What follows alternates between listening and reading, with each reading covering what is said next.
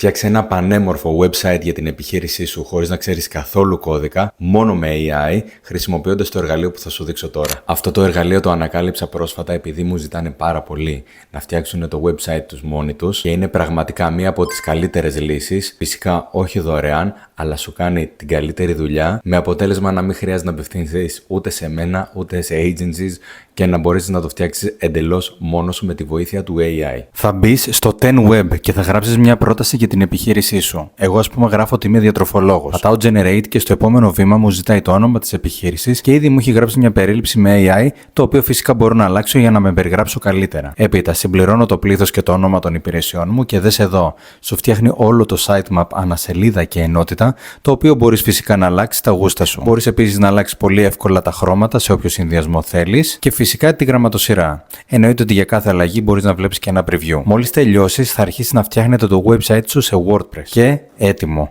Έχει βάλει κείμενα, φωτογραφίες και έχει φτιάξει πάρα πολύ ωραίες ενότητες για όλες τις σελίδες. Ειλικρινά, από προσωπική εμπειρία σου έχει γλιτώσει όλο τον κόπο και ειδικά σε τεχνικό επίπεδο. Μπορείς να δεις και το mobile version για κινητά, εννοείται. Και δες εδώ πολύ ωραίες φωτό και σωστά στοιχισμένα κείμενα και εικόνες, ακόμη και στα testimonials. Φυσικά υπάρχει και ένα τίμημα, για όλα αυτά απαιτείται μια συνδρομή που ξεκινάει από $11 το μήνα για e-commerce τουλάχιστον. Για απλό site είναι πιο φθηνά. Σου παρέχει όμως και πρόσβαση διαχειριστή στο server, στο domain σου, στο WordPress, να αλλάξει σελίδες έτσι ώστε να μπορείς να κάνεις τα πάντα. Είμαι ο Ανδρέας, ασχολούμαι με websites και AI. Ακολούθησε με για περισσότερες δωρεάν marketing συμβουλές.